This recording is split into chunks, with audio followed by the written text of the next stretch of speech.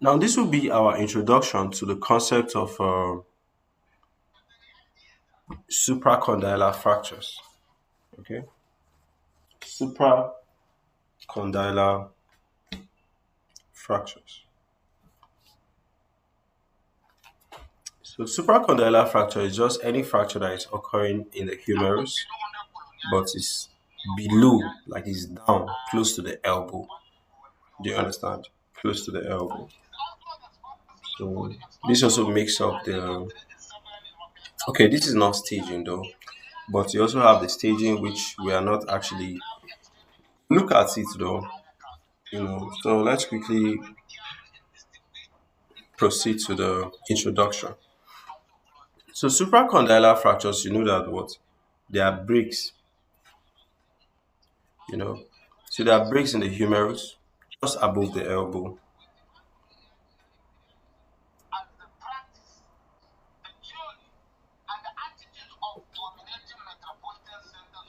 Okay.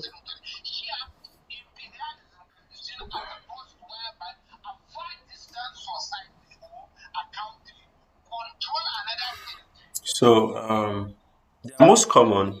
They're actually one of the most common elbow fractures in children. So they could also occur in adults. But most of the times when they occur in adults, you're suspecting that there was a high energy trauma.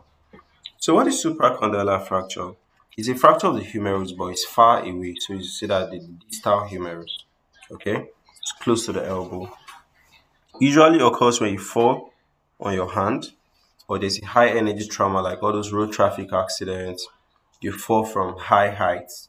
You know, symptoms: there's a lot of pain, swelling, and deformity, and also inability of you to move the elbow very well. You know, so um, the supracondylar fractures in children now. It's most common in children, you know, age 5 to 7. We have the extension type, which is what 95 to 80, 98% of cases, and it's usually caused by fall on the outstretched hand.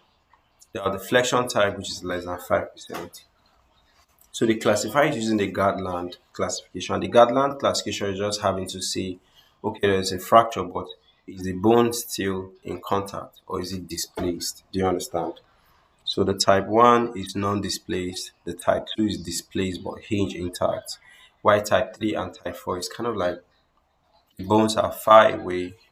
So to me, I would say this image right here is what? Type 3 or type 4, while this one is type 1, which is still intact. So complication is the nerves around that side could get injured, the blood vessels around that region could get injured, you know, and sometimes you could repair the fracture, but the bones don't unite. So treatment is you can do the operations, you can do no operations. For the no operations, you just cast that place. When you cast it, you allow it for a long time, you immobilize it, and it heals over time. Do you understand? So you can also do operations where you use the pins from outside as occasional pins to basically put it in place.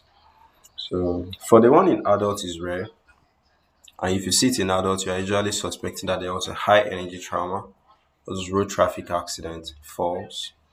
I treat it using the open reduction or internal fixation, that's ORIF, and difficult fixation due to anatomy. So complication is cubitus varus deformity, elbow stiffness, neurovascular injury, and prognosis is good.